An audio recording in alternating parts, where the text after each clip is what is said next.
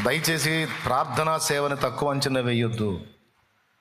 ప్రకటించడం గొప్ప సేవ అయితే ప్రకటించేవాడిని ప్రొటెక్ట్ చేయటం అనేది ప్రార్థనా సేవ. అది ఇంకా జటిలమైంది, కీలకమైంది, శ్రేష్టమైంది. ప్రకటించిన ప్రకటన కూడా విజయవంతం కావాలంటే కూడా ప్రార్థనలోనే ఉంది. నిర్గమకాండం 17 మనకిచ్చిన సాక్ష్యం అది. అమాలేకీయులు ఇశ్రాయేలీయులు ఎదిరించినప్పుడు రెఫీదీము లోయలో యుద్ధం జరుగుతున్నప్పుడు మోషే ఏమన్నాడు? నేను దేవుని కర్రను చేత పట్టుకొని కొండెక్కుతాను, నీవు మన కొరకు సైన్యమును సిద్ధపరచుకొని యెహోషువా నువ్వు వెళ్ళి మనుషులను ఏర్పరచుకొని అమాలేకీయులతో యుద్ధము చెయ్యి. కొండ మీద మోషే దేవుని కర్ర చేత పట్టుకొని కూర్చున్నాడు.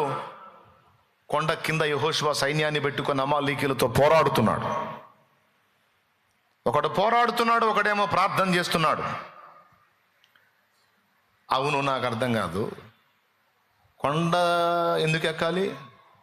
దేవుని కర్ర చేత పట్టుకొని యుద్ధ భూమిలో ఉండయా, దేవుని కర్ర చేత పట్టుకొని యుద్ధ భూమిలో ఉండు, సీన్లో ఉండు. కొండెక్కటం ఎందుకు? నువ్వు కొండెక్కటం ఎందుకు? ఎందుకో తెలుసా? పోరాడే యోధులు చూడటానికి. కొండ మీద మోసే చేతులెత్తి ఆ కర్రను అలా పైకెత్తి ఉండటం అనేది ఇద్దరు చూడాలి. ఒకటి ఇశ్రాయేలు చూడాలి, రెండు శత్రువులు కూడా చూడాలి.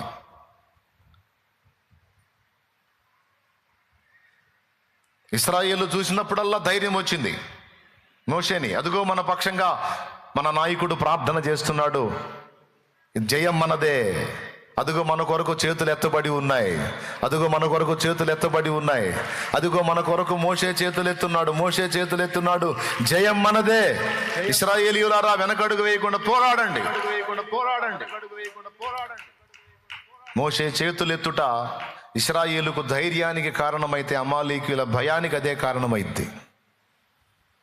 ఇదేమిరా, అందరూ వచ్చి పోరాడకుండా ఒకడెవడో కొండ ఎక్కి చేతులు పైకెత్తున్నాడు,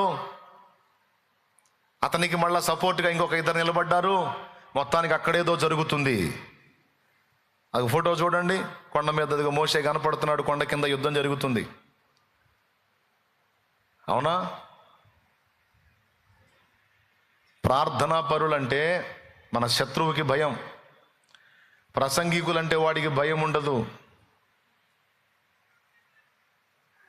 పరిచారకులంటే వాడికి భయం ఉండదు. వాడికి సింహస్వప్నం ఎవరంటే ప్రార్థనా పరులే.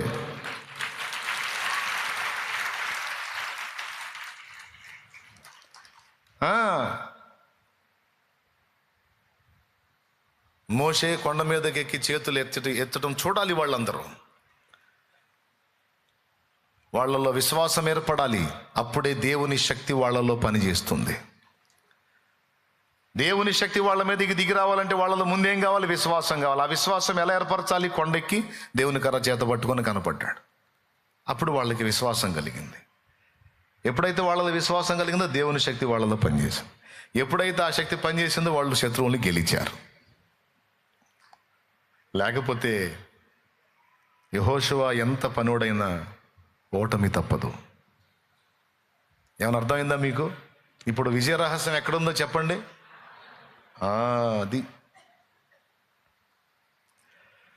తెల్లబారిన పొలమును చూచి తెల్లవారక ముందే లేచి, తెల్లబారిన పొలమును చూచి తెల్లవారక ముందే లేచి, ఉల్లము దేవుని ఆత్మతో నిండగా, ఉల్లము దేవుని ఆత్మతో నిండగా, ఉల్లాసముతో కూర్చెడి వారిని, ఉల్లాసముతో కూర్చెడి వారిని పంపుము దేవా, పనివారలను పంటను కోయుటకు నేడు, పంటను కోయుటకు.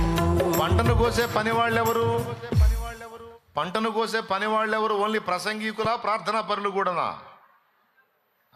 ప్రార్థనా పరులు ప్రొటెక్షన్ లేకపోతే ప్రసంగికులు లెగుస్తారు పిట్టలు లేచినట్టు. అలా ఓకగా కొట్టేస్తాడు సైతాన్. అది జరగకుండా ఉండాలంటే ఈ ప్రార్థనా పరులే వాళ్ళని పట్టి ఉంచాలి.